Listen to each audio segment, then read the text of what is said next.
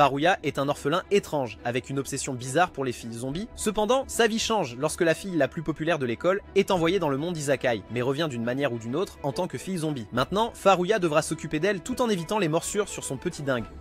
Tout a commencé lorsque le chat de Farouya, Babou, a été renversé par une voiture et est mort sur le coup. Farouya était tellement dévasté qu'après avoir enterré Babou, il a passé des heures dans sa chambre à réfléchir au chat et à comment il n'était plus avec eux. Il refusait d'accepter que son félin bien-aimé n'était plus et cela l'a poussé à envisager de le ressusciter.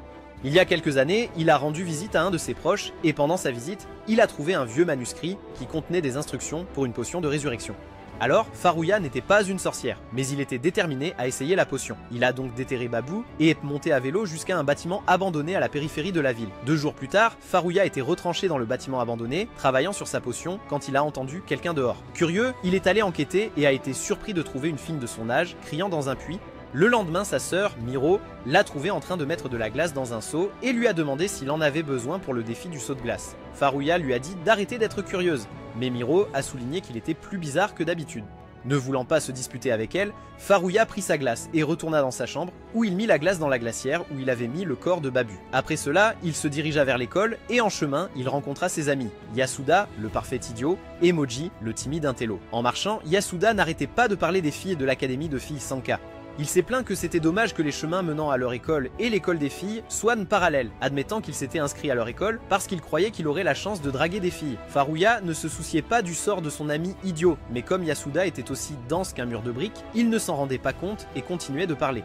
Il a raconté à ses amis qu'il avait rencontré Ri, qui se trouvait être la fille du directeur de l'école, et qui venait de s'inscrire à l'académie en disant qu'elle était la fille de ses rêves. Bien sûr, Farouya lui a conseillé de revenir à la réalité, car Ri ne le regarderait jamais 2 fois, ce qui l'a énervé. Plus tard dans la journée, Ranko, la cousine de Farouya, est venue déposer la nourriture que son père avait commandée au restaurant de sa famille et a rendu le DVD qu'elle avait emprunté.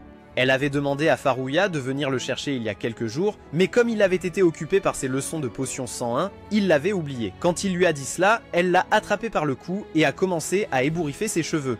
Finalement, elle s'est arrêtée et Farouya a demandé si elle connaissait Ri et quel genre de personne elle était. Ranko lui a dit qu'elle ne savait rien d'utile sur Ri et a commencé à le taquiner, disant qu'elle ne savait pas qu'il était capable d'avoir un crush. Quand elle s'est fatiguée de le taquiner, elle s'est levée pour partir, mais s'est arrêtée à la porte et a pris une pause avant de lui dire que s'il venait la voir ce week-end, elle lui donnerait un aperçu de comment les enfants sont faits. Sacré bon plan. Cette nuit-là, Farouya était retourné à son laboratoire de fortune pour continuer à travailler sur sa potion, mais comme les jours précédents, il n'avançait pas. Quelques heures après avoir commencé à travailler, il a entendu des pas et quand il est allé enquêter, il a vu Ri. Tout comme la nuit précédente, elle était venue crier dans le puits et cette fois, Farouya resta pour écouter.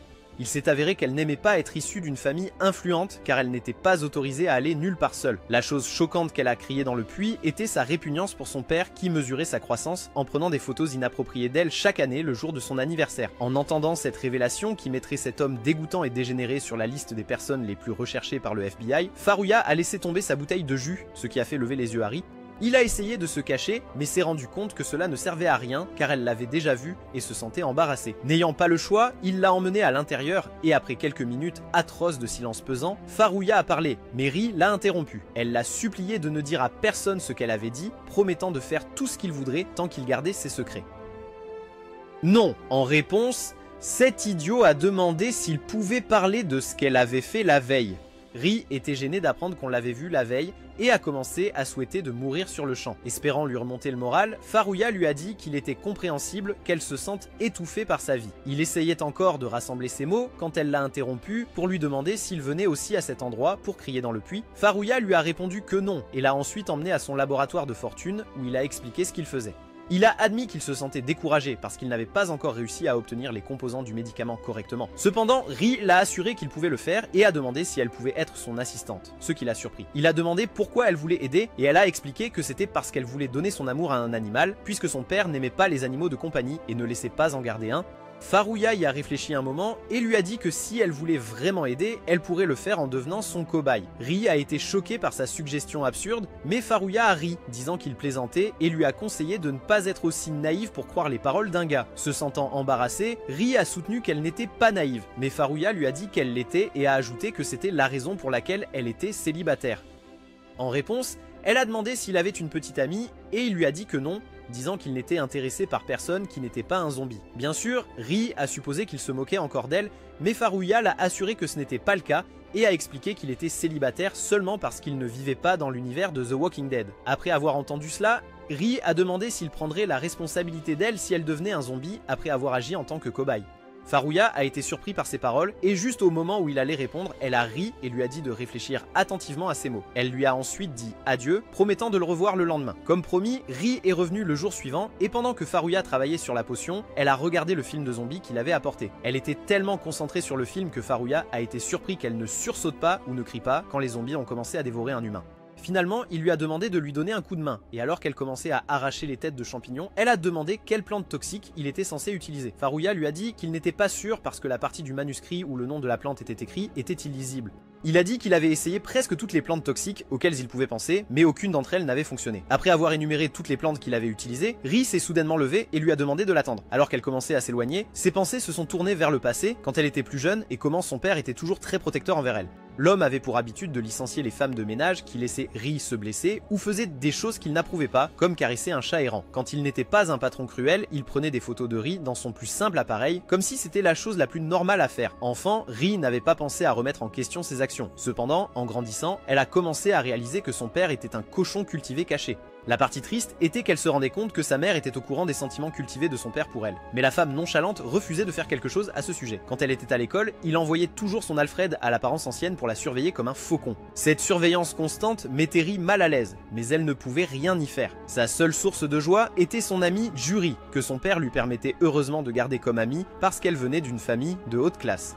Aller chez Juri a aidé Ri à comprendre ce qu'une famille devait être, et lui a donné le courage de parler des choses que son père lui faisait. Juri a été dégoûtée d'apprendre la situation de Ri et lui a conseillé de dire à son père qu'elle n'aimait pas ce qu'il lui faisait faire. Ri a avoué qu'elle avait peur de confronter son père, mais Juri l'a encouragée en disant que si l'homme refusait de voir raison, elle pourrait toujours menacer de publier son historique de navigation. Quelques jours plus tard, c'était l'anniversaire de Ri, et comme d'habitude, son père voulait l'emmener dans sa pièce secrète pour la prendre en photo. Cependant, cette fois, elle lui a dit qu'elle ne voulait pas qu'il prenne des photos inappropriées d'elle parce que c'était mal. Cela l'a amené à demander si quelqu'un lui avait dit quelque chose, et Ri lui a répondu que non, mais il n'a pas cru à son mensonge. Comme le sale pervers qu'il était, il a commencé à justifier ses actions et lui a dit que la seule chose juste dans le monde était son amour pour elle. Quand il a essayé de toucher son visage, Ri a sursauté, alors il a retiré sa main et s'est éloigné. Ri a supposé qu'il avait vu les choses de son point de vue, mais quelques jours plus tard, elle a réalisé que son père ferait n'importe quoi pour la garder sous son emprise. Cette réalisation est survenue après qu'elle soit arrivée à l'école et est appris que Juri avait changé d'école parce que son père avait soudainement perdu son emploi. Inquiète de ne jamais revoir son ami, Ri a quitté l'école et s'est rendue en courant chez Juri, espérant la voir et lui parler. Heureusement, elle a rencontré Juri dehors alors qu'elle s'apprêtait à déposer son chat chez le vétérinaire. Quand Juri l'a vue, elle a demandé à Ri ce qu'elle avait dit à son père et Ri a juré qu'elle ne lui avait rien dit. Aori ne l'a pas cru et lui a dit qu'elle aurait aimé ne jamais être devenue son amie. En s'éloignant, Ri a réalisé que le seul moyen de protéger ceux qu'elle aimait était de faire ce que son père voulait, se résignant à une vie remplie de tristesse et d'attention non désirée. Ri est rentrée chez elle et a laissé son père prédateur prendre autant de photos qu'il voulait. De retour au présent, Furuya est allé chercher Ri et l'a trouvé en train d'escalader un flanc de falaise. Il s'est précipité dehors et heureusement l'a atteinte avant qu'elle ne tombe à sa mort lorsque son pied a glissé. Après qu'il soit rentré à l'intérieur, il a demandé pourquoi elle avait risqué sa vie en grimpant la falaise et elle a expliqué que c'était pour obtenir une fleur. Furuya a souligné que son imprudence aurait pu lui coûter la vie, mais elle lui a dit qu'elle ne s'inquiétait pas parce qu'elle savait qu'il la ramènerait comme un zombie. Cela lui a rappelé qu'il n'avait pas encore perfectionné la potion, et il a également demandé pourquoi elle supposait qu'il l'utiliserait sur elle quand il l'aurait perfectionnée.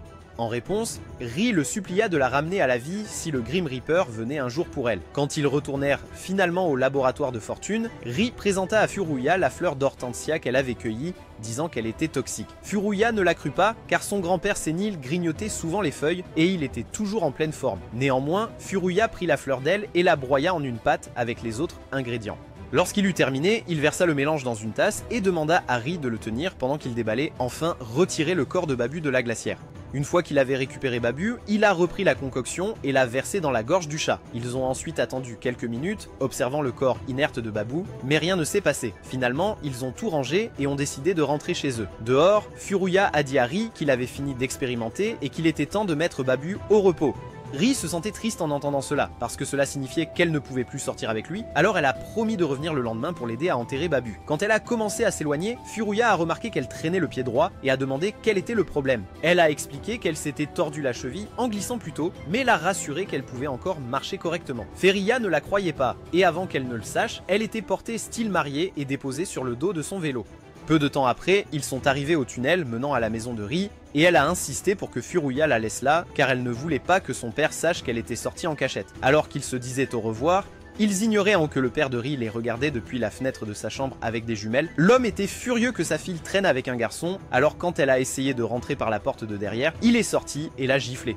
Quand Furuya est rentré chez lui plus tard, il a failli avoir une crise cardiaque parce que Ranko a ouvert la fenêtre de la salle de bain pour lui souhaiter la bienvenue. Il a demandé pourquoi elle était dans sa maison et elle a dit qu'elle était venue pour rendre le DVD qu'elle avait emprunté. Cela lui a fait remarquer que sa mission chez lui n'était pas une raison suffisante pour qu'elle prenne un bain là-bas. Après s'être habillée, elle est montée dans la chambre de Furuya et a commencé à lui demander d'où il venait à cette heure de la nuit. Furuya lui a dit qu'il était allé se promener, mais elle ne le croyait pas et a révélé que Miro lui avait dit qu'il sortait chaque nuit depuis la mort de Babu. Elle a aussi mentionné qu'il était inhabituel d'aller se promener avec une glacière et avant qu'il ne puisse l'arrêter, elle l'a forcé à l'ouvrir. Immédiatement, Babu a sauté hors de la glacière et est sorti par la fenêtre, les choquant tous deux pour des raisons différentes. Ranko parce qu'elle ne savait pas ce qui était sorti de la boîte et Furuya parce qu'il a réalisé que sa potion avait fonctionné. Pendant ce temps, chez Ri, elle était assise sur son lit, se sentant triste parce que son père lui avait interdit de quitter la maison pour aller n'importe où, y compris l'école. Fatiguée, Ri a sorti une fiole contenant la potion de résurrection qu'elle avait prise lorsque Furuya ne regardait pas et l'a bu pour mettre fin à sa vie car elle contenait du poison. Malheureusement, la potion ne l'a pas aidée à passer de l'autre côté. Donc, quand elle s'est réveillée le lendemain, elle s'est habillée pour l'école et est descendue pour le petit déjeuner. En arrivant dans la salle à manger, elle a salué ses parents et sa mère a demandé pourquoi elle était sortie de la maison la nuit. Ri lui a dit que c'était parce qu'elle voulait mieux voir la lune et s'est excusée, mais sa mère a commencé à la gronder. Elle lui a dit de réfléchir aux conséquences de ses actions pour éviter de causer des ennuis aux autres. Elle en aurait dit plus si son mari n'était pas intervenu et n'avait pas demandé de laisser Ri tranquille puisqu'elle s'était excusée. Agacée, Arya est sortie de la salle à manger, laissant Ri seule avec son père. L'homme s'est excusé de l'avoir frappée la nuit précédente et lui a demandé pourquoi elle était habillée pour l'école alors qu'il lui avait dit qu'elle ferait l'école à la maison à partir de ce jour. Juste au moment où Ri s'excusait en disant que ça lui avait échappé, le vieux fossile d'homme, aussi connu comme le majordome de la famille, est venu parler à son père. Ri a ensuite été congédiée, mais au lieu d'aller dans sa chambre comme elle aurait dû, elle est restée à l'extérieur de la porte de la salle à manger pour écouter la conversation de son père avec le majordome. Elle a entendu l'homme dire à son père tout ce qu'il avait appris sur Furuya et a entendu son père lui ordonner de castrer Furuya pour qu'il ne s'approche plus jamais de Ri. Inquiète pour Furuya et son intimité, Ri s'est faufilée hors de la maison pour le chercher et lui parler des plans néfastes que son père avait pour lui. Sans qu'elle le sache, sa mère l'a regardé partir et n'a pas dit un mot à son père quand il l'a croisé dans le couloir. Pendant ce temps, chez Furuya, il a essayé de convaincre Babu de descendre de l'arbre où il s'était réfugié après s'être échappé la nuit dernière. Ranko et Miro étaient avec lui, et comme il avait expliqué comment il avait ramené Babu à la vie, Ranko a exprimé sa désapprobation.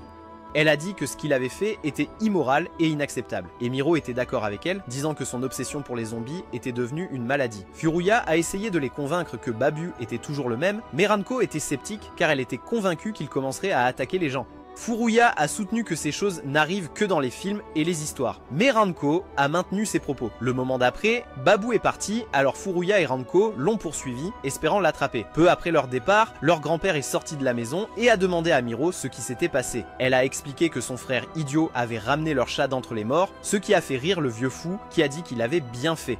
Ailleurs, Furuya et Rinko suivaient de près Babu alors que le chat traversait la rangée de maisons de leur rue. Quand Babu est entré dans un tuyau d'égout, Furuya n'a pas hésité à le suivre et Rinko l'a suivi seulement parce qu'elle ne voulait pas être laissée derrière. Après avoir rampé pendant quelques minutes, Rinko est resté coincé. Pas parce que ses pêches ressemblaient à celles de Megan Thee Stallion, mais parce que sa raquette de tennis limitait ses mouvements. Elle a appelé Furuya pour venir l'aider, mais le garçon l'a ignoré et a continué jusqu'à ce qu'il arrive dans la zone en dessous du bâtiment abandonné. Pendant ce temps, Rii est allé à l'école de Furuya et a demandé à ses amis s'il était là, ce qui a causé un bug dans le cerveau de Yasuda. En réponse à sa question, Moji lui a dit que Furuya avait séché les cours, ce qui l'a fait se demander où il se trouvait.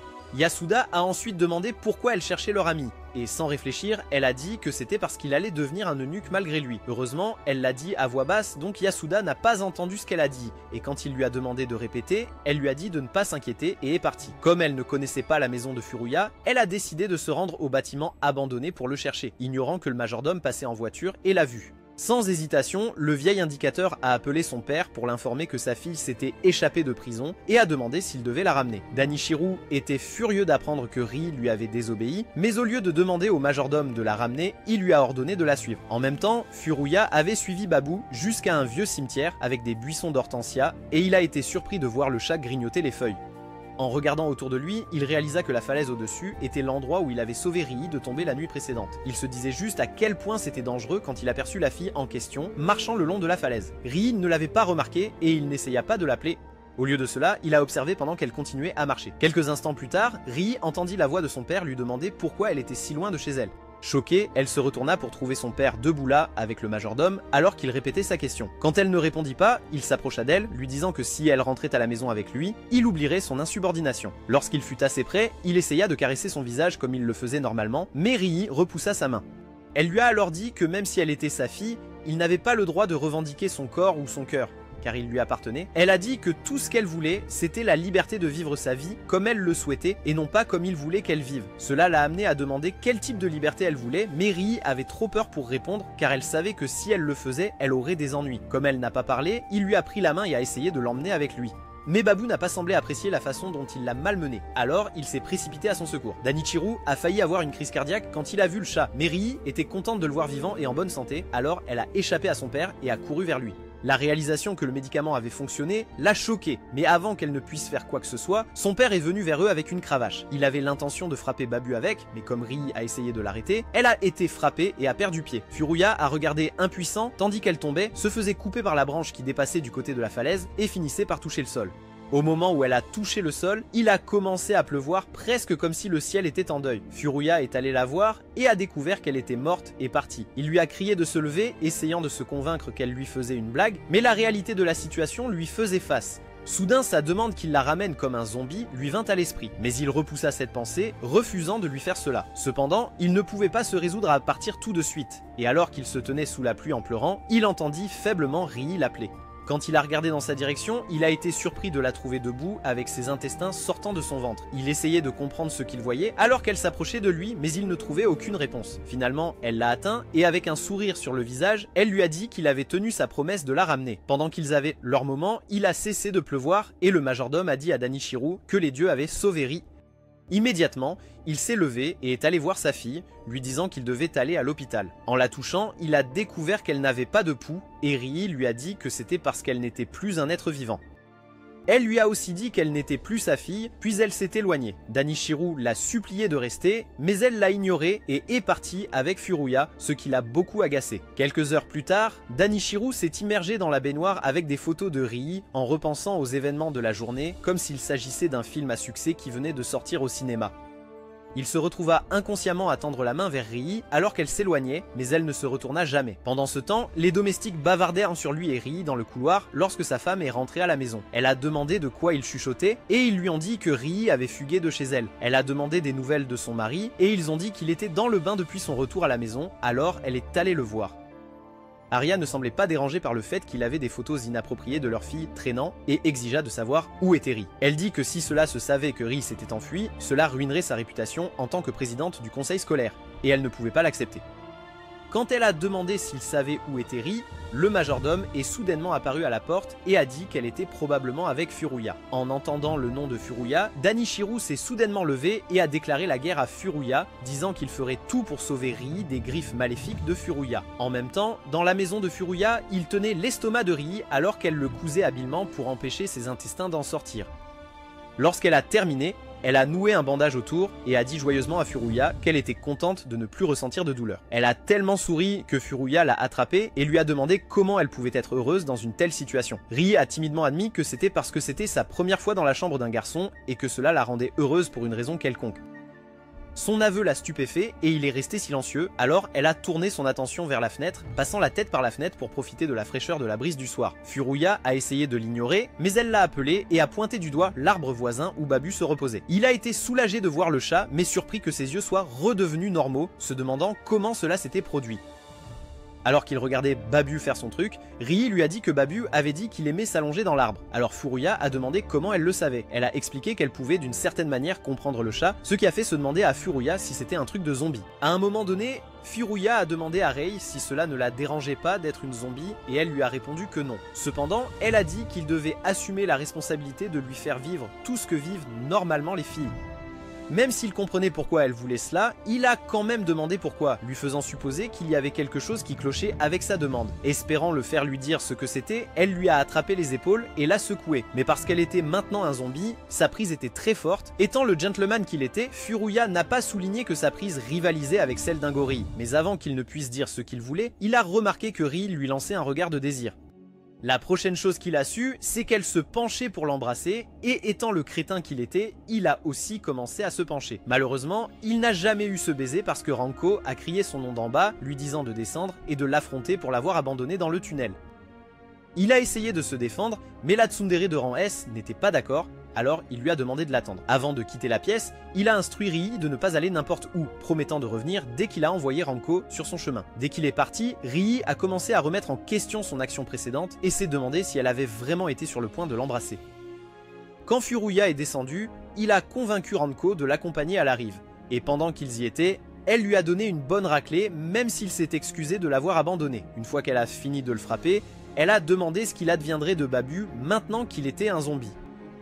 Furuya allait lui dire qu'il ne savait pas, mais il a été interrompu par Yasuda qui a soudainement apparu avec Moji. Son ami écervelé est venu vers lui en courant, seulement pour s'agenouiller quand il s'est approché et lui a demandé de lui apprendre l'art du Rising. Il a aussi supplié Furuya de le présenter à Rii en disant qu'il ne savait pas qu'ils étaient amis, mais Furuya lui a dit que sa relation avec Rii n'était pas si profonde. Il a expliqué qu'ils s'étaient rencontrés par hasard, mais bien sûr, Yasuda ne l'a pas cru et n'arrêtait pas de le harceler. Alors que Moji et Ranko les regardaient, Moji a dit qu'il était content que Furuya ne s'intéresse pas seulement aux filles zombies. Furuya a entendu cela et a rassuré son ami à lunettes qu'il n'avait le béguin que pour les filles zombies. Mais dès qu'il a dit cela, une pensée lui a traversé l'esprit.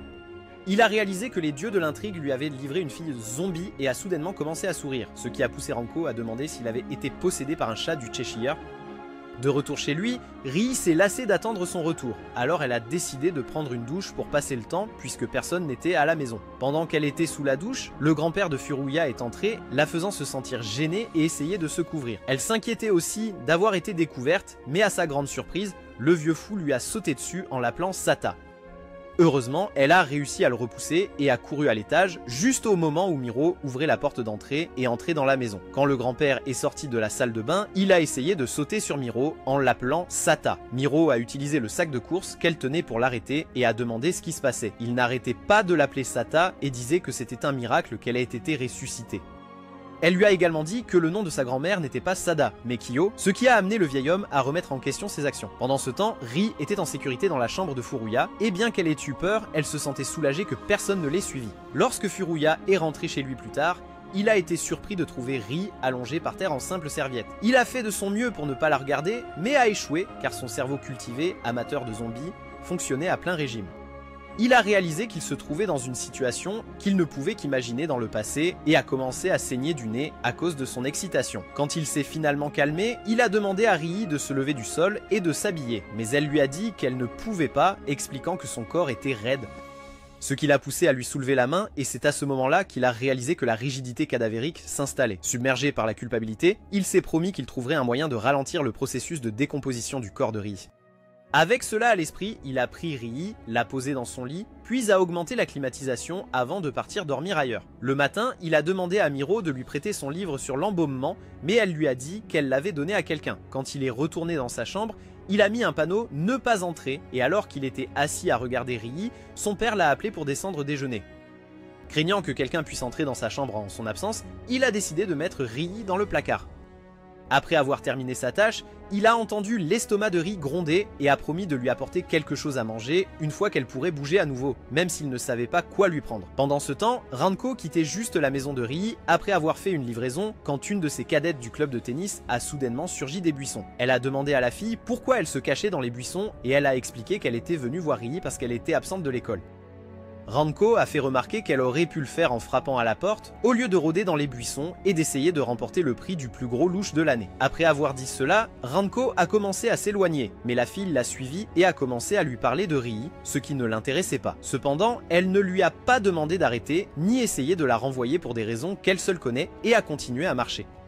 La fille a raconté ses histoires, et a même montré les photos de Rii qu'elle avait sur son téléphone. De retour chez Furuya, leur père leur a fait nettoyer le temple de fond en comble puisqu'ils avaient congé de l'école. Pendant que Furuya nettoyait les sols, son père est venu se tenir devant lui et a demandé des nouvelles du chat dont il s'occupait. L'homme pensait que le chat était un autre errant qu'il avait recueilli, mais Furuya expliqua que c'était Babu et dit qu'il avait été ramené à la vie. Bien sûr, son père ne le crut pas et demanda si son esprit était devenu si embrouillé qu'il confondait la fiction avec la réalité. Furuya jura qu'il disait la vérité et dit à son père que son grand-père pouvait confirmer ce qu'il disait. Le vieil homme l'a soutenu, mais quand il a commencé à rire et à dire que Babu et Sata avaient tous deux été ressuscités, Furuya a commencé à douter de sa santé mentale pour avoir demandé à quelqu'un qui devrait être dans un établissement psychiatrique de le défendre. Cependant, cela ne l'a pas empêché de rire avec l'homme, mais il s'est arrêté quand il l'a entendu dire qu'il était temps que le monde apprécie sa potion de résurrection. Cette déclaration apparemment inutile a fait se demander à Furuya si son grand-père était la personne qui avait écrit le manuscrit qu'il avait trouvé. Malheureusement, lorsqu'il a essayé de poser plus de questions sur la potion, son grand-père lui a léché le nez et s'est éloigné, disant qu'il allait prendre un bain. Furuya a essayé de le suivre, mais son père l'a retenu et lui a demandé de finir ses corvées avant d'aller n'importe où. N'ayant pas le choix, Furuya est retourné travailler, mais il se demandait sans cesse si les réponses qu'il cherchait étaient enfouies dans l'esprit fou de son grand-père. Ses pensées ont été interrompues par Maro qui lui a dit qu'elle se rendait dans sa chambre pour la nettoyer. Immédiatement, il l'a suivie et l'a convaincue qu'elle n'avait pas besoin de le faire car il l'avait déjà fait. Peu après, ils sont retournés à leur tâche. Ranko est venu leur apporter le déjeuner et son père l'en a remercié. Il a aussi dit qu'il serait bien que Furuya trouve une femme aussi travailleuse que Ranko, étant donné qu'il était la définition humaine de la paresse, ce qui a fait rougir Ranko. Après le départ de Maro et de leur père, Ranko a dit à Furuya que Rie avait quitté la maison, mais il n'a rien dit car il ne savait pas comment lui dire que Rie était maintenant un zombie et qu'elle vivait dans sa chambre. Comme il a refusé de commenter, elle a commencé à parler de ce qu'elle croyait être la raison pour laquelle Rie s'est enfui. Selon elle, Rie s'est enfui avec son amant parce que sa famille s'y opposait, et maintenant qu'ils étaient seuls, ils allaient renforcer leur lien comme le font les amoureux.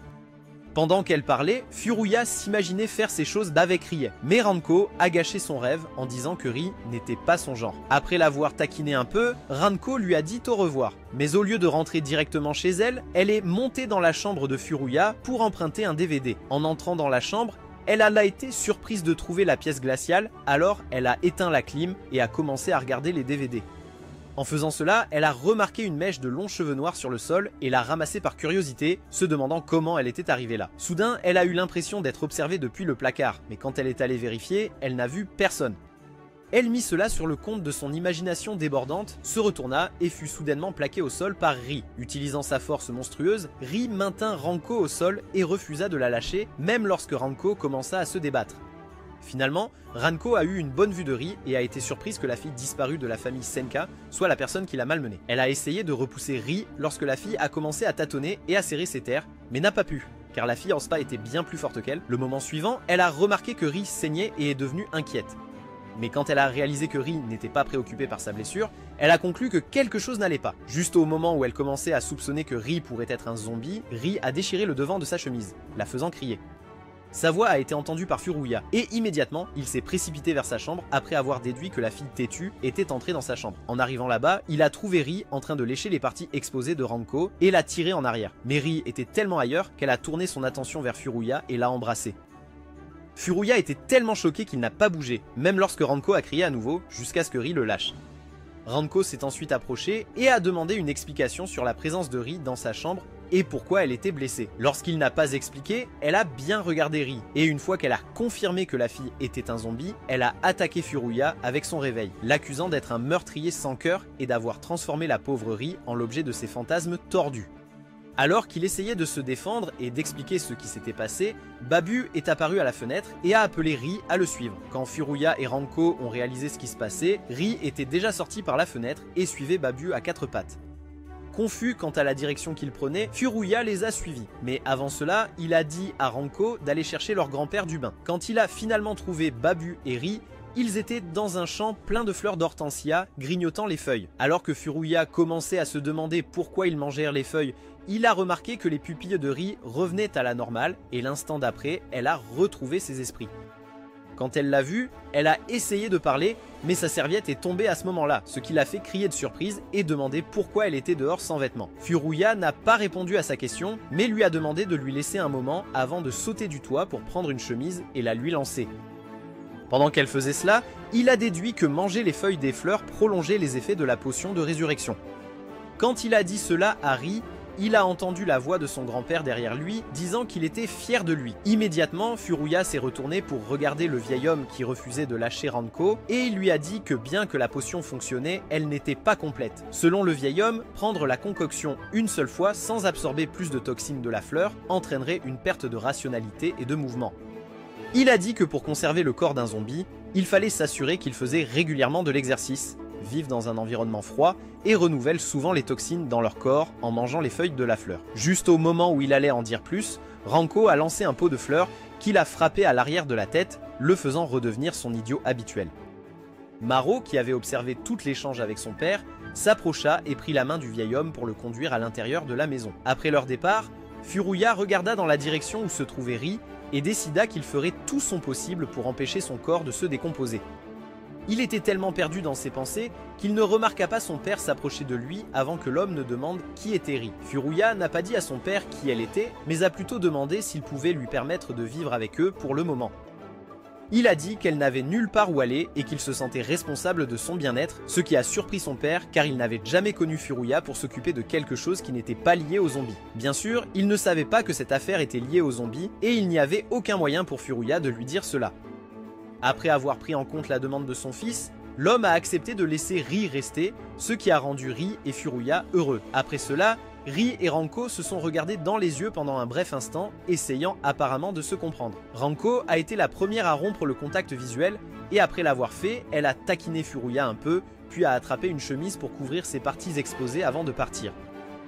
Ce soir-là, Furuya était assis à l'extérieur de sa chambre en écrivant dans un journal qu'il comptait utiliser pour consigner ses observations sur Ri. Ri est bientôt venu le rejoindre. Elle a essayé de le convaincre de retourner dans la chambre car il l'avait quitté pour lui donner de l'intimité, mais il a refusé. Lorsqu'elle a continué à insister, il lui a dit qu'il ne voulait pas que leur baiser imprévu se reproduise, ce dont Ri ne se souvenait pas. Elle lui a ensuite demandé de lui raconter les détails de ce qu'elle avait fait quand elle avait perdu la tête, mais Furuya l'a assuré que les informations n'étaient pas importantes. Ranko est passé après le dîner pour apporter des vêtements pour Rei, et lorsqu'il est allé donner les vêtements à Rei, il l'a trouvé en train de manger des feuilles d'hortensia avec Babou. Plus tard, il l'a emmené se promener dans le cadre de son exercice, prenant soin de filmer ses mouvements avec sa caméra, car il voulait garder une trace de tout. Alors qu'ils marchaient, ils n'ont pas remarqué l'ancien larbin de Denishiru qui les suivait avec sa voiture et observait tout ce qu'il faisait. Quand ils sont arrivés au parc, Rei a dit à Furuya qu'elle était la plus heureuse qu'elle ait jamais été de sa vie et l'a remercié d'être entrée dans sa vie. Elle a dit que si elle ne l'avait jamais rencontré, elle n'aurait jamais su ce que c'était que de se sentir libre et aurait vécu une vie triste et misérable. Bien qu'elle ait l'air heureuse, Furuya ne pouvait pas partager son bonheur, car il savait que son temps était compté. Il était tellement préoccupé par la façon d'empêcher son corps de se décomposer qu'il ne remarqua pas qu'ils étaient arrivés au bord de la route, ni qu'il était sur le point de marcher devant une voiture en mouvement. Heureusement, Rei s'est écarté avant d'être percuté, mais comme elle était trop forte, il a été projeté contre un arbre. Réalisant ce qu'elle avait fait, Rei s'est précipité à ses côtés et en voyant son bras blessé, elle a commencé à le lécher. Furuya a essayé de l'arrêter mais elle l'a assuré que cela stériliserait ses blessures, alors il l'a laissé continuer. Ce dimanche-là, Ranko a convaincu Furuya de venir travailler au restaurant de sa famille. Pendant qu'il travaillait dans la cuisine, elle est entrée pour déposer des assiettes et l'a grondé car il était trop lent. Il lui a rappelé que ses prénoms et noms de famille n'étaient ni Gordon ni Ramsey, donc elle n'avait aucun droit de se plaindre de ses compétences culinaires. Mais comme d'habitude, Ranko a ignoré ses paroles et l'a taquiné. Elle le taquinait encore lorsque sa mère est entrée et a commenté qu'il ressemblait à un couple adorable. Cela a fait râler Ranko, même si, secrètement, elle aimait l'idée d'être mariée à Furuya. Et quand elle a essayé de s'éloigner, elle a glissé sur les épluchures de pommes de terre que Furuya avait laissées par terre. Heureusement, Furuya l'a attrapée avant qu'elle ne tombe, mais la position dans laquelle il se trouvait a poussé la mère de Ranko à les taquiner davantage. Immédiatement, Furuya a lâché Ranko pour qu'elle puisse sortir de la cuisine et aller se tenir près de la porte pour reprendre son souffle. Là, elle se remémora le premier jour où elle avait rencontré Furuya enfant et comment elle était tombée amoureuse de lui. Ce qui s'est passé, c'est qu'elle s'était perdue dans le cimetière du temple et quand elle a commencé à pleurer, Furuya l'a trouvée. Comme un chevalier en armure brillante, il lui a tendu la main et l'a conduite hors du cimetière. Le jour suivant, leurs parents les ont officiellement présentés l'un à l'autre. et comme Ranko avait déjà un faible pour Furuya, elle était impatiente de jouer avec lui. Malheureusement, Furuya était uniquement intéressée par le visionnage de films de zombies qui terrifiaient Ranko. Au début, elle est allée se cacher comme une enfant normale de son âge devrait le faire lorsqu'elle voyait quelque chose d'effrayant. Cependant, après un moment, elle est revenue et a éteint la télévision. Lorsque Furuya a commencé à se plaindre, elle a insisté pour qu'il sorte jouer, ce qu'il a accepté. Au parc, Furuya a commencé à creuser sous un arbre, et quand Ranko a demandé pourquoi, il a dit que c'était parce qu'il avait entendu dire que des corps y étaient enterrés. À ce moment-là, Ranko commençait à réaliser que son prince charmant était un cinglé, mais cela ne l'a pas découragé. Alors que Furuya continuait de creuser, deux garçons sont passés et quand ils ont vu que Ranko était avec lui, ils ont commencé à le taquiner. Ranko était juste en train de dire au garçon de se taire quand Furuya a éclaté en sanglots et s'est enfui, la laissant surprise qu'il soit aussi un lâche. Lorsque ses parents sont venus la chercher après le rendez-vous de jeu, son béguin pour Furuya avait disparu et elle ne lui a même pas dit au revoir. De retour au présent, Furuya et Ranko sont sortis faire des livraisons et en marchant ensemble, Furuya a confié à Ranko ses préoccupations concernant Rei. Peu de temps après, ils ont croisé Yasuda et Moji, et l'idiot Yasuda a paniqué en pensant que les deux étaient en rendez-vous. Furuya a nié en disant qu'il ne sortirait jamais avec quelqu'un d'aussi fou que Ranko, ce qui l'a amené à lui dire qu'il n'y avait rien de spécial dans son visage répugnant. Quand ils ont commencé à se disputer comme d'habitude, le crétin Yasuda a demandé s'ils avaient une querelle d'amoureux, à quoi ils ont répondu non. Cependant, comme c'était un idiot, il a commencé à se plaindre et à dire qu'il ne comprenait pas pourquoi toutes les filles s'entendaient avec un perdant comme Furuya. Alors qu'il continuait à se plaindre, Ranko pensait à la troisième fois qu'elle a rencontré Furuya. C'était 2 ans après leur première rencontre et sa famille venait de déménager dans la ville pour ouvrir un restaurant. Sa mère avait organisé une sortie avec Furuya, mais il n'était pas intéressé par les activités que Ranko voulait faire. Fatigué d'être ignoré, Ranko est allé s'asseoir avec sa mère qui lui a suggéré d'aller au magasin de location de vidéos. À la demande de sa mère, Ranko a emmené Furuya avec elle. Mais quand ils sont arrivés au magasin, l'enfant obsédé par les zombies a choisi un nouveau film de zombies au lieu de l'anime que Ranko voulait. Sur le chemin du retour, Ranko a exprimé son mécontentement à Furuya d'avoir choisi un film de zombies au lieu de l'anime qu'elle voulait. Furuya lui avait promis que le film qu'il avait choisi était bien, mais comme Ranko ne voulait vraiment pas le regarder, elle l'a pris et a commencé à courir vers le magasin pour le retourner. Furuya l'a poursuivi pour l'arrêter, mais ses petites jambes n'étaient pas assez rapides pour la rattraper. La seule raison pour laquelle il l'a fait est que Ranko a cessé de courir quand elle a aperçu un chien. Elle est restée figée de peur alors que le chien grognait sur elle, donc Furuya s'est précipité pour attraper un tuyau qu'il a utilisé pour le chasser. Après que le chien se soit enfui, les deux sont restés dans la rue à pleurer jusqu'à ce que leurs larmes sèchent et qu'ils commencent à rentrer chez eux main dans la main. Finalement, Ranko a regardé le film de zombies avec Furuya et cette fois, elle n'a pas fui ni ne s'est cachée de peur. Alors qu'il regardait le film, Ranko a demandé à Furuya comment il imaginait son premier baiser et il lui a dit qu'il voulait que ce soit avec un zombie, ce qu'elle a trouvé dégoûtant. De retour au présent, Moji a traîné Yasuda au loin et Furuya a dit à Ranko qu'il devait se dépêcher s'il voulait terminer leur livraison. Plus tard, après avoir terminé leur livraison, Ranko a dit à Furuya qu'il n'avait pas besoin de retourner au restaurant. Cela l'a rendu très heureux, mais quand il a essayé de partir, Ranko l'a arrêté en lui tirant la main. Ensuite, elle l'a poussé contre le mur et a tenté de l'embrasser, mais s'est arrêté quand il a fermé les yeux et s'est éloigné. Se sentant agacée, elle lui a dit de ne pas se laisser emporter par l'humeur à chaque fois que quelqu'un voulait l'embrasser parce que les baisers étaient importants.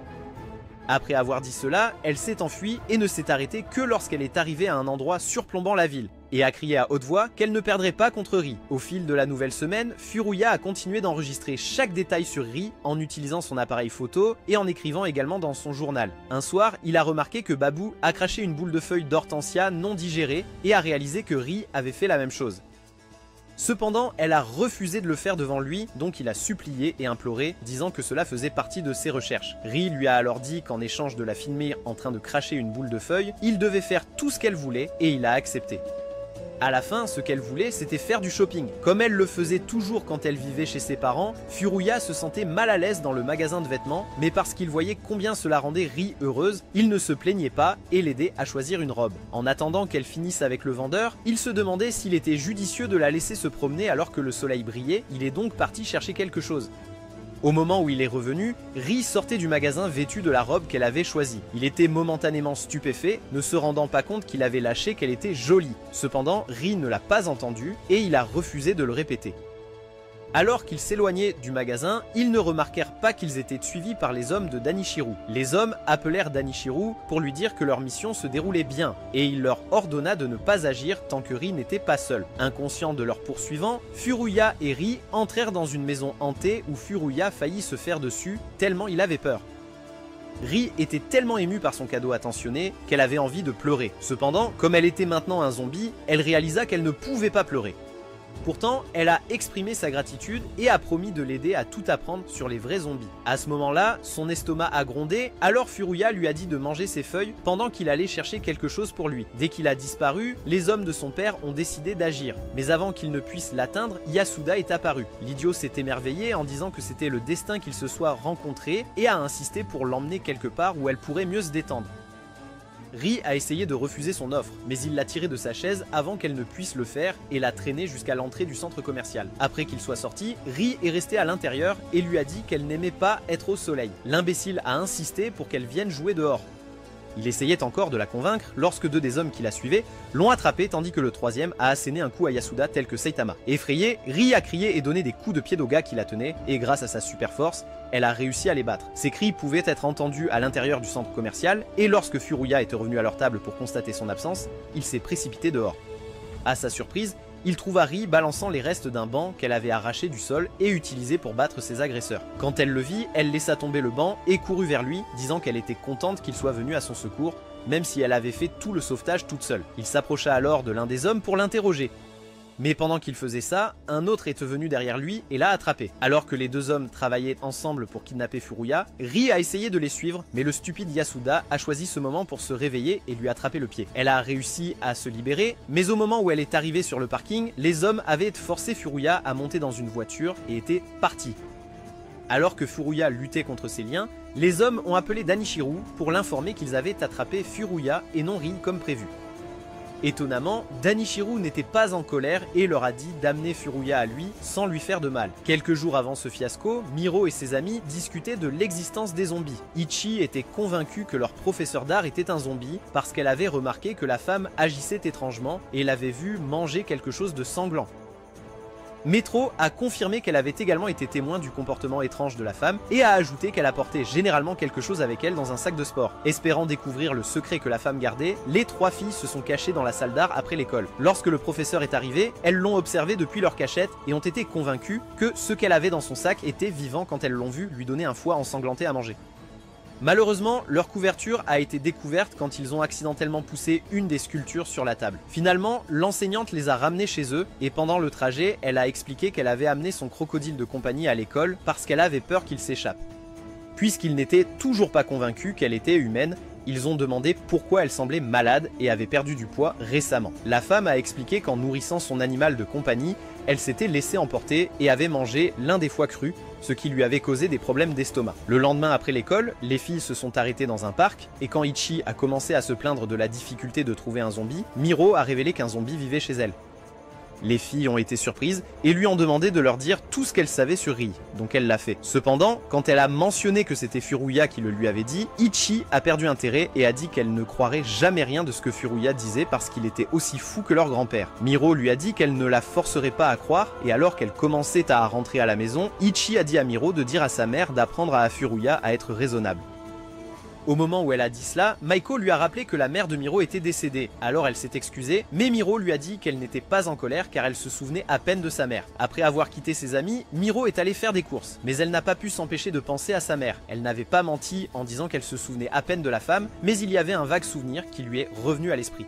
C'était à un moment où elle était malade, et sa mère, qui avait des bandages autour de la main pour une raison quelconque, avait essayé de vérifier sa température. Miro se souvenait que la paume de sa mère était froide comme de la glace, et avait aussi entendu sa mère dire qu'elle ne pouvait pas savoir si Miro était chaude ou froide parce qu'elle était morte. Après que le souvenir ait cessé de jouer dans la tête de Miro, elle est rentrée chez elle mais a refusé d'entrer lorsqu'elle a entendu Furuya et Renko se disputer.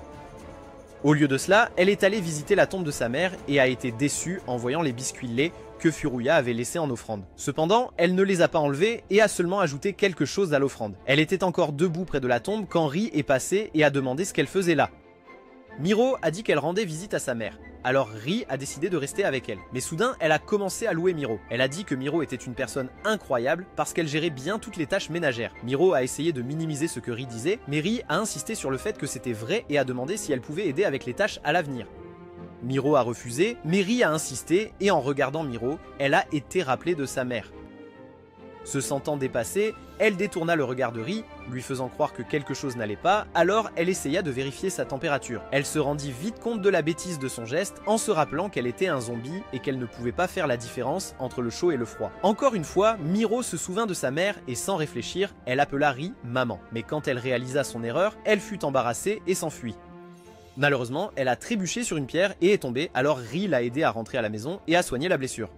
Le jour suivant, Miro a montré à ses amis une photo d'elle et Ri. Mais les filles ont refusé de croire que Ri était un zombie parce qu'elle avait l'air si normale. De retour dans le présent, Furuya se retrouva attachée à une chaise dans l'une des nombreuses pièces de la maison de Ri. Une femme de chambre est passée pour lui donner un verre de jus qu'il ne pouvait pas boire car il était attaché à la chaise. Et quand il le lui a fait remarquer, elle lui a dit de prendre son temps.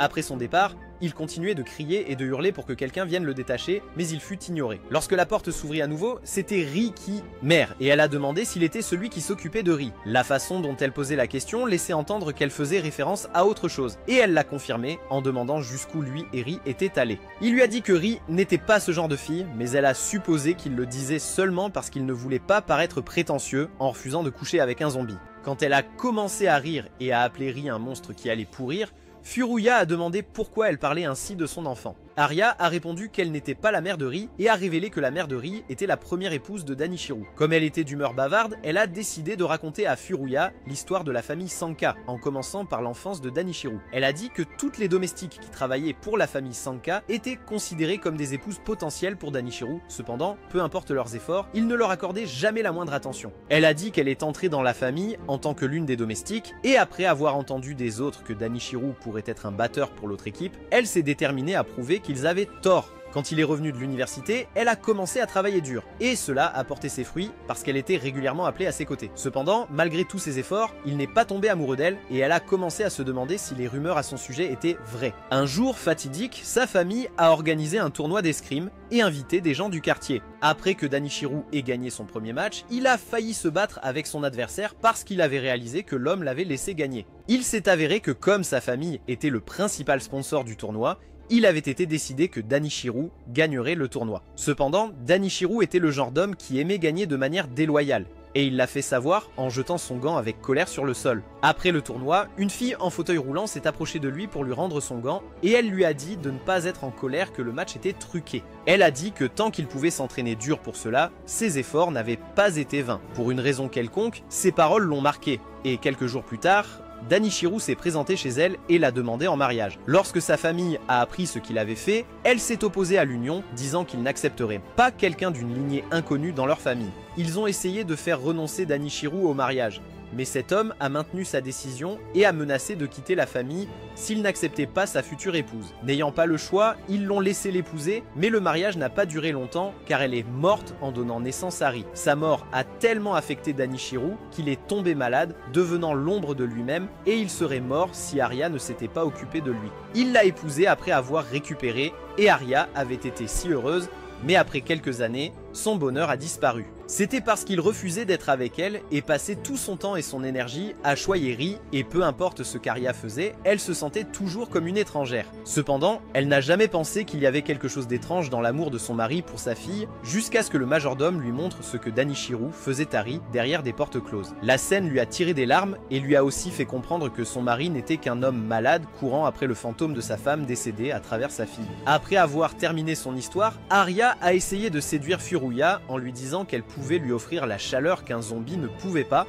Quand elle a essayé de l'embrasser, Furuya a déplacé sa chaise sur le côté, peu importe s'il tombait dans le processus. La perte soudaine du corps de Furuya a fait tomber Arya, et alors qu'ils étaient allongés sur le sol, Furuya s'est excusé en disant qu'il préférait les filles zombies. Agacée qu'un autre homme ait choisi Ri plutôt qu'elle, Arya a commencé à se plaindre, mais s'est arrêtée quand elle a remarqué Babu. Elle a ramassé le chat, et en le serrant contre elle, elle a demandé s'il était venu pour la réconforter. En jouant les troubles fêtes, Furuya a révélé que Babu était un zombie. Et immédiatement, Arya l'a jetée, ce qui a fait siffler le chat vers elle. L'instant d'après, la domestique est revenue et a dit à Furuya que le père de Ri demandait sa présence. Elle l'a ensuite aidé à se lever et l'a emmené hors de la pièce, laissant la pauvre et triste Arya seule. Pendant ce temps, Ri était dans un taxi, rentrant chez elle après avoir réalisé que les hommes qui avaient emmené Furuya travaillaient pour son père. De retour au manoir, Furuya a été conduit dans une pièce sombre et dès que la femme de chambre s'est éloignée, quelques lumières se sont allumées une par une, illuminant les photos de Ri que Danichiro avait prises au fil des années. Lorsque l'homme s'est enfin montré, il s'est vanté des photos, disant que Ri était la définition de la pureté et que c'était son devoir de protéger sa pureté. Il a également dit qu'il était reconnaissant à Furuya d'avoir emmené Ri, car cela n'avait fait qu'intensifier son amour pour elle. Cela l'a également aidé à réaliser à quel point il avait besoin de la protéger. Cependant, même s'il était reconnaissant, il ne pardonnerait jamais à Furuya. Après la déclaration de Danichiro, Furuya a été emmené en fauteuil roulant dans le dojo de la famille Sanka, où Danichiro l'a défié à un combat. Pendant ce temps, Ri est arrivée au manoir, mais lorsqu'elle a demandé à voir son père, les domestiques lui ont dit qu'elle ne pouvait pas le voir. Elle a ensuite été capturée et emmenée au sous-sol pour attendre son père, mais pour passer le temps, les bonnes qui la surveillaient ont décidé de s'amuser avec elle. Ils l'ont retenue avec des chaînes et l'ont habillée avec différentes tenues qu'ils trouvaient mignonnes sur elle. Rie les a suppliés de la laisser partir, mais les servantes ont refusé car elle s'amusait trop à ses dépens. Lorsqu'elles ont commencé à chercher une autre tenue, Rie s'est fâchée et a brisé ses chaînes, laissant les servantes sous le choc alors qu'elles quittaient le sous-sol. Pendant ce temps, Furuya et Danichiro se tenaient face à face dans le dojo et Furuya a dit à l'homme qu'il ne savait pas comment manier l'épée. En réponse, Danichiro lui a dit qu'il pouvait utiliser un autre style d'épée ou un mouvement d'arts martiaux qu'il connaissait, mais Furuya a répondu qu'il n'en connaissait aucun.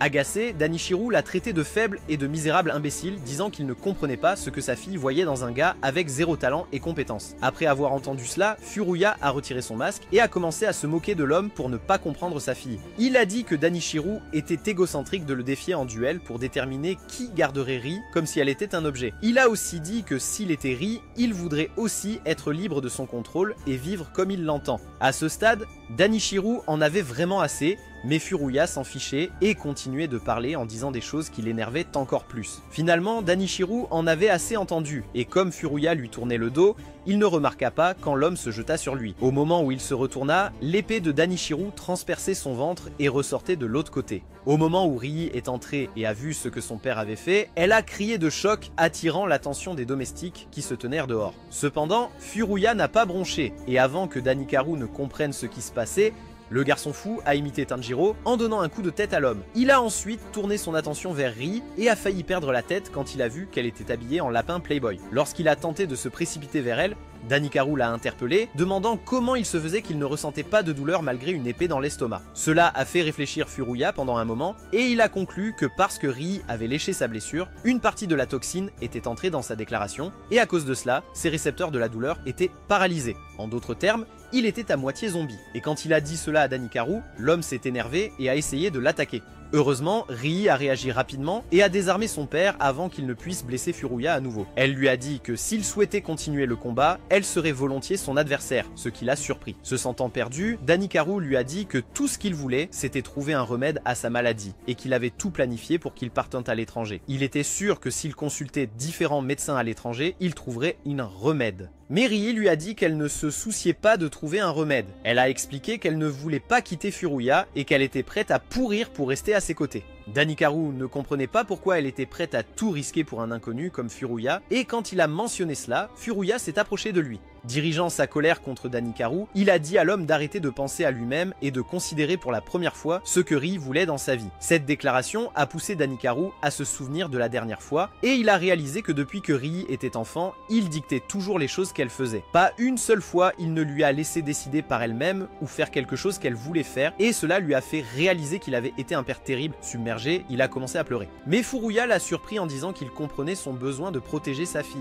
Il a assuré Danikaru qu'il prendrait soin de Rii et a promis que si le moment venait où il avait besoin d'aide, il le contacterait. Après avoir entendu cela, Danikaru a demandé à Rii si elle était sûre de sa décision de rester avec Furuya, et elle a dit oui. N'ayant pas le choix, Danikaru s'inclina vers Furuya et lui dit qu'il lui confiait Rii. Il a précisé que ce n'était que temporaire car il partait à l'étranger pour trouver un remède pour Rii. La dernière chose qu'il a dite à Furuya était qu'il n'avait pas le droit d'ouvrir sa chambre des secrets, sinon il risquait de perdre sa saucisse. Après avoir quitté le dojo, Furuya a commencé à saigner, et l'instant d'après, il s'est évanoui. Quand il s'est réveillé plus tard, il était de retour chez lui et sa blessure avait été soignée par les servantes de Rii. Rii était tellement heureux quand il a ouvert les yeux qu'elle en a oublié et l'a serré dans ses bras. Elle ne l'a lâché que lorsqu'il a crié de douleur, et après l'avoir lâché, il a regardé autour de la pièce. Quand il a de nouveau porté son attention sur Rii, il a remarqué qu'elle était habillée en infirmière et a demandé pourquoi. Elle a expliqué que ses servantes lui avaient dit qu'il aimerait la voir habillée comme ça et a demandé si elles avaient raison. Comme un imbécile sans honte, mais cultivé, Furuya a commencé à saigner du nez, mais son rêve éveillé a été interrompu par Ranko, qui est soudainement apparu et lui a sauté dessus.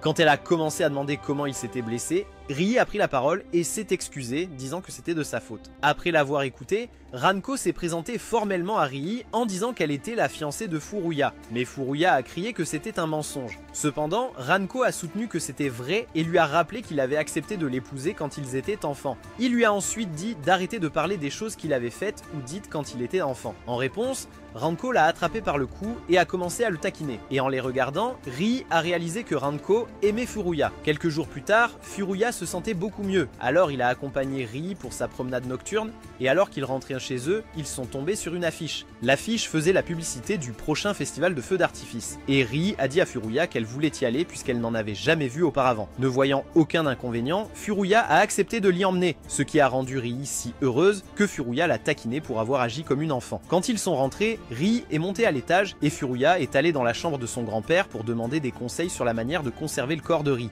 Malheureusement, le vieil homme dormait, alors il s'est retourné. Mais avant qu'il n'atteigne les escaliers, Miro est sortie de la salle de bain. Elle a demandé pourquoi Rii n'allait pas à l'école et il lui a dit que c'était parce qu'elle était malade. Alors Miro a demandé si la maladie était si grave que Rii ne pouvait pas aller à l'école. Furuya a essayé d'expliquer le problème, mais n'a pas réussi. Alors Miro lui a dit que si c'était possible, il devrait laisser Rii aller à l'école parce qu'elle le voulait. Le jour du festival, il a plu, donc le festival a été annulé et Furuya s'est senti mal à ce sujet car il voulait que Rii assiste. Étonnamment, Rii n'était pas aussi déprimée que lui et elle lui a fait promettre de l'emmener au festival l'année suivante si elle était encore en bonne santé. Le lendemain, Furuya est allé à l'école avec ses amis comme d'habitude, mais ses yeux continuaient à errer de l'autre côté de la rivière vers les filles qui alignent à l'école. Il était tellement distrait par ses pensées sur Rii qu'il a été surpris lorsque Ranko est soudainement apparu et a commencé à le taquiner devant tout le monde. Finalement, elle s'est arrêtée, et quand ils sont allés dans un endroit tranquille pour discuter, Furuya a admis qu'il se sentait triste que Rii ne puisse pas assister au festival. Ranko a alors suggéré qu'ils organisent leur propre feu d'artifice, et il a accepté. Après l'école, il est rentré chez lui et a trouvé Rii en train de parler avec Miro, et les a informés de son plan avec Ranko pour organiser un feu d'artifice. Entendre que Ranko se joindrait à eux rendait Rii mécontente, mais elle n'a rien dit. Quelques heures plus tard, Ranko est arrivée chez Furuya, et quand elle n'a pas vu Rii, elle est montée pour l'aider à se préparer.